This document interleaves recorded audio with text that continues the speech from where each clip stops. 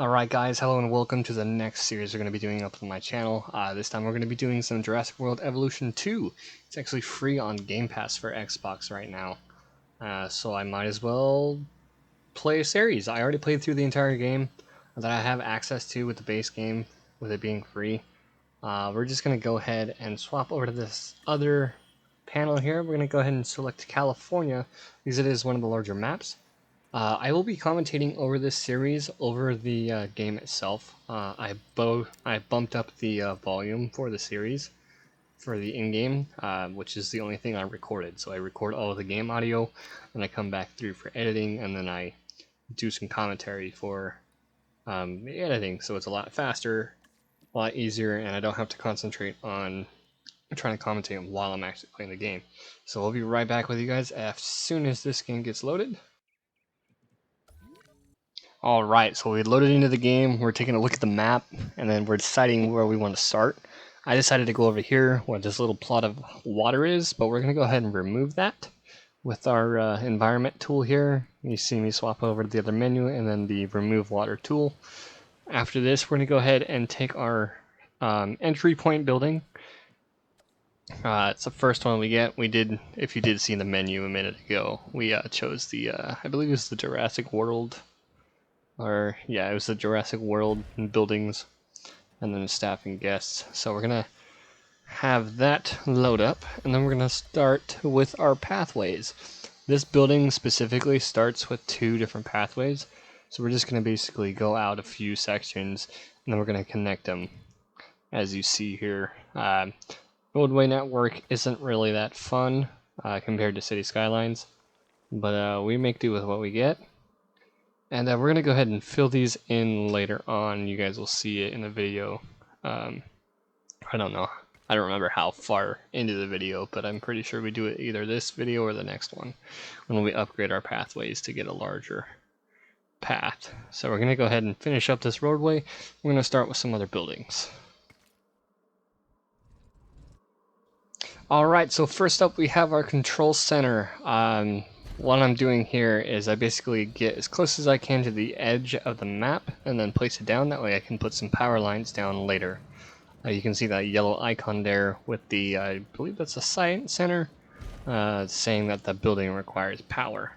We're going to go ahead and add the expedition center next to the science center because they both work hand in hand. You use the expedition center to go out and look for fossils or live dinosaurs, and then you use the science center to work on getting the DNA from those fossils you collect. You guys will see that here in a bit when we get to our first dinosaur. I'm basically trying to take the pathways, figure out what kind of pathway I want to do, and connect them to the main pathway, to the entry point, otherwise they will not be able to function. And at this point early in the game, I'm just basically trying to connect as best as possible. I'm trying to get a straight line here, but it's going to be a little bit of a curve, so we're going to have to deal with it.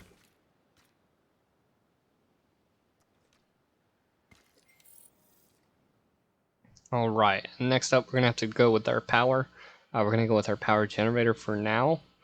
And we're going to go into research here and see what we can do about getting a better power supply. Because those power generators do run out and we have to refill them all the time. So we're going to go into our scientists. We don't have any yet, so we're going to go ahead and go through our menu. We're basically looking at logistics, genetics, and welfare, as well as price. This is Sandbox, so we don't have to worry about price. So as you guys can see under the skills section of each scientist, we're looking for a good, decent initial number and a final number for possible upgrades. As you can see, we went for the last one. I basically was looking at the last option for the upgrades because you can upgrade them, I believe, 5 times each or 6 times each. And I'm basically trying to go after their traits as well. So like generalist that we're picking from here. And like faster expeditions, faster research, stuff like that we look at. But we also want to have those good traits with a good number of skills that we have access to those. Later on during the series, our scientists will upgrade, so if we keep the same guys for the longest time ever, we're basically missing out on the higher number scientists and higher level scientists after we research those upgrades. So you basically see me going through and seeing what else I need, and I believe I just go with the either a generalist or a motivated. Faster extraction, yeah, so that's also another part of it. Faster extraction for your times on your fossils. We're basically going in here into research, going over our buildings. We're basically going to go for that other staff center. That way you can get 2 more staff members. And I don't believe this one gives us an upgrade. I believe the next one does. So the faster research and then the positive influence both decrease the time that it takes. And then I'm basically going through here, see what else I can do before we get that research going. But I'm basically trying to do that research. That way I can get that better power supply. Alright, so fast forward a few minutes, and we have our upgraded power supply. We're going to go ahead and select a scientist to train for it. You can see faster research has it down to, what is it, a minute 20, minute 30. And I believe we just power through it. Let's double check here. We'll back out. And then, yeah, we already have it. So we're going for the next one. So this is the medium power station. We're going to go ahead and put this next to the main road. I thought about putting it at an angle, but I chose not to. As you can see by the other screen, we have enough scientists now because we're putting up that other building. And then we're basically going to get rid of the old power supply, connect this other one, and then I believe we jumped the speed up to 3 times. I don't quite remember, but we'll see here shortly. And you can see me going through and adding the pylons. I can add the pylons before I even finish building the actual building, and then these are substations. So each substation has a radius of power that they can give out, and then each connected substation, pylon, and power or medium power station can give an X amount of power. So the medium power stations are able to supply up to 60 uses of power. So this starting area, it actually went quite a ways for it. So we're going to go ahead and jump on to the next part. Alright, next up on the list, we're going to be going onto our expedition map, looking for our first herbivore. And we're going to go ahead and jump right into a short little time lapse of us working on the exhibit for that dinosaur. I hope you guys enjoy.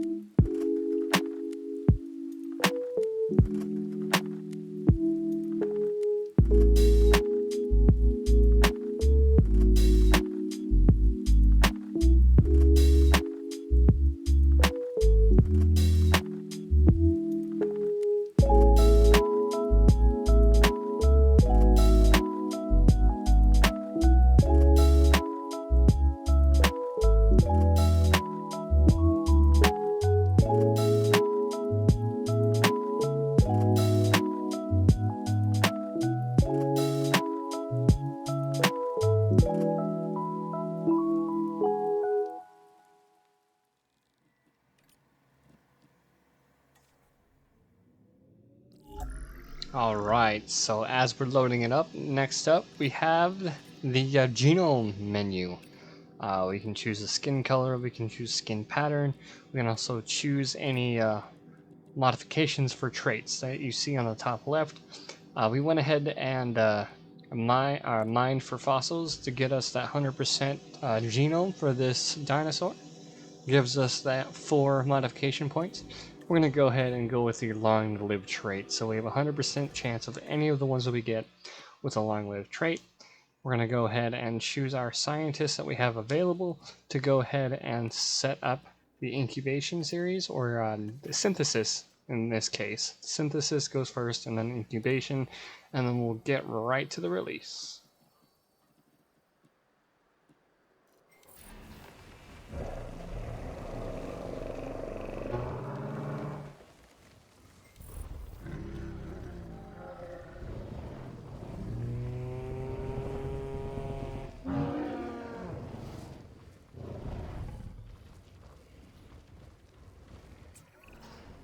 Dr. Henry Wu here, geneticist. Do you see any resemblance between the Nasutoceratops and modern-day cattle? Look closely at the horns. Alright, so just like I said before, with the more stuff we do in the park, the more stuff we unlock. So thanks for the introduction from Mr. Wu here, Dr. Wu. We're going to go ahead and jump into another time lapse to wrap up the video. Hope you guys enjoy. This is what my science is all about.